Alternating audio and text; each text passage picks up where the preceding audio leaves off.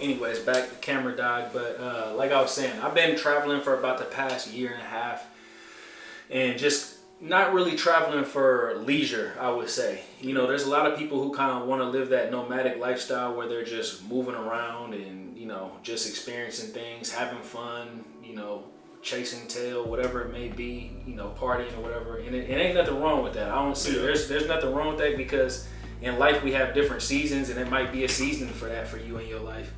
But for me, what I was really focused on was figuring out an environment that was conducive for me having the most fulfillment and the most success. And the most success means that it's a place where I can kind of live my life the way I want to do.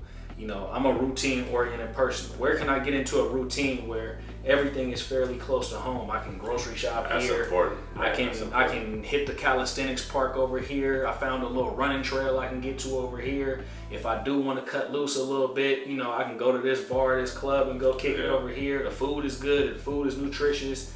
You know what I mean? If you're a single person, maybe it's got the type of women that you're interested in. So that was more so what I was looking for. And, you know, I think I found it in a couple of different places, to be honest with you, because I'm somebody who's fairly adaptable to my environments.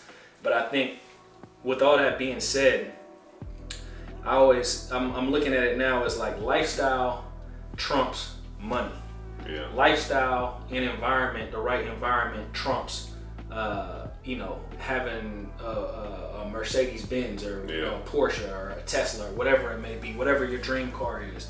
Or lifestyle trumps having some fat ass crib out in, you know, in the suburbs or whatever it may be where you want to live. So where's the place that is conducive to the lifestyle that you want to live? And from the outside looking in, that's kind of one of the main reasons why you moved to San Francisco. Yeah. And for me, that has been a big part of my growth. Not focusing on the actual money, but focusing on where can I kind of get in where I fit in and do the type of things that I actually want to do. Yeah. And I actually learned that from you, and I learned that by just moving to San Francisco. I thought Berkeley had lifestyle, which it did. It wasn't bad. Yeah. But now that I'm in San Francisco, I'm like, oh wow. I was like, everything is literally within a 1 mile radius. I could do a lot in a 1 mile radius. I could go grocery shopping. I could go to the gym. There's a bunch of parks and trails that I could run. There's bars, there's restaurants, like literally. And so all that kind of just, you know, like I said, is, you know, that's part of buying your time back. I have all that within arm's reach.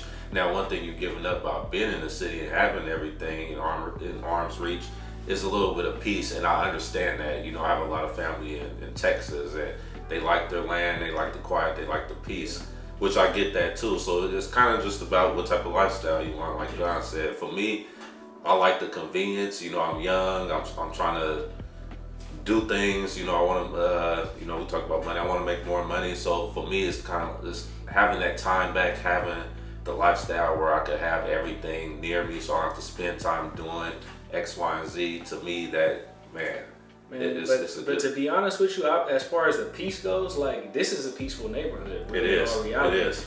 Because, you know, G's out in a certain area of the city where it's not crazy. He's not living in downtown San Francisco. He's not living in the hood. That's true. And opposed to like the side of the Bay Area where we're from, I feel like you have way less convenience, but you actually have more problems when it comes down to crime and when it comes to like, man, last time I was in Oakland, the last time I came out here and I visited my pops out in Oakland, I went down to about downtown Oakland, ended up having a gun pulled on me and got the car broken into. Yeah. So it's like, that's the type of problems that you're gonna have in that area. And I'm not saying it doesn't exist in San Francisco, but at the end of the day, when you put yourself in an environment, this is actually one of the things I feel like I love about Asia versus maybe traveling in South America.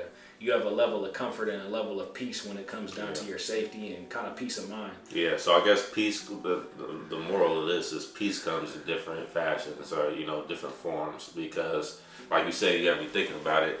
There's literally like parks on both sides of me, and I could go find a quiet spot in the park, you know what I mean, and just meditate, whatever. In one of the most bustling, booming cities in the entire country, and it's very compact in San Francisco. San Francisco is not a very big city area wise, so there's a lot of people confined into like a small space. But Golden Gate Park is a huge park with a ton of nature. Like you're gonna see coyotes over there, you're gonna see deers over all there, type of birds, and all types of they have birds. bison in the park. Yeah, exactly. So that's what I'm saying. And then right on the other side over here, you have what, Park Presidio? Yeah. Park Presidio, dope ass park. I've been living in the Bay. Well, I don't live in the Bay Area. I haven't lived here in a while, but I grew up out here and in the East Bay. And for me, I didn't even really understand that all this stuff was even out here. And it could be so close to you. We grew up about 30 minutes away, 30-minute drive with no traffic away from here.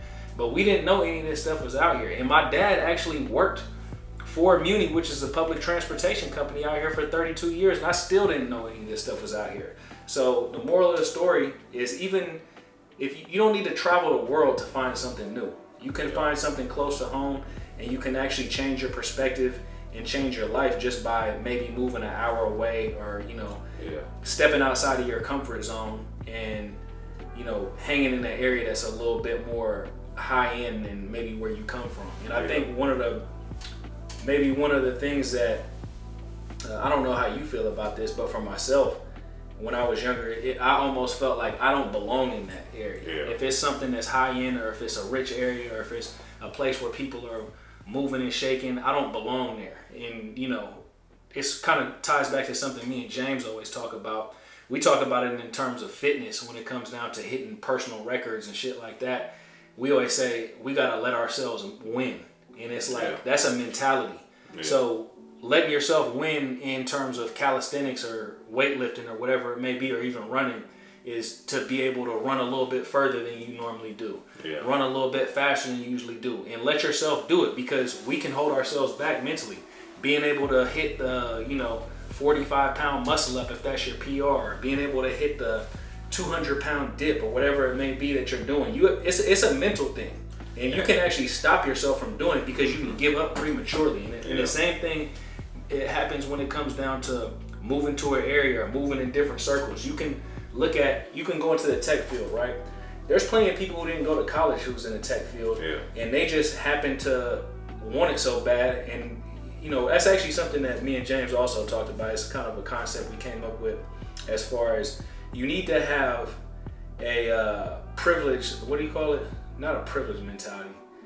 You need to have an entitlement complex when it comes down to your goals. So you need to feel like you're entitled to your goals. You know what I mean? You need to feel like this is something that even if I'm not there yet, you need to have a student mentality when it comes down to taking the steps to getting there. But when it comes down to actually achieving those goals, you need to have an entitlement complex. Feel like it's yours and it belongs to you already. Exactly. Yeah. So if it comes down to living in a area that's high rent, have that entitlement complex. When it comes down to when you're out in the dating field and you see a chick that you think is maybe a little bit out of your league, have that entitlement complex, that's something that you deserve. You know what I mean? If you see a job that you want to get, or a career that you want to get into, but you feel like maybe where you come from is people don't do that, have that entitlement complex when it comes down to all these goals, and it's going to make a world of a difference on your mentality. So a lot of times it's not necessarily the actual actions that you take, is just the mentality that you have. No way, and it's funny you say that, because I didn't realize I've been doing that for the past couple of months, because I've been telling John about this position I want next year, and it's a lot of work that's gonna come with getting it. But I've been walking around already like I'm gonna have it. Like you already have it, and it's gonna take a lot of I don't think people realize it's gonna take a lot of work. But I'm just looking at it like it's already mine. And I never heard you guys. You never heard that conversation. But the thing is like, I honestly kind of peeped that out when you told me about that position. And the thing is like, I was even telling my pops about it when I got out here, and he was like, "Oh, how's Gerald doing? Yada yada yada." And I'm like, "Oh, he about to get this one position. He gonna paper it up. He about to make this amount of money." And my dad was like, "Oh yeah, that's cool." But the thing is like, the way G was talking about it with so much confidence, like he already had it, it put that confidence in me. So now the energy between us is like, man, you already got it. You know what I mean? It's just a matter of just putting the work in to get it. So that's something that we all can kind of incorporate into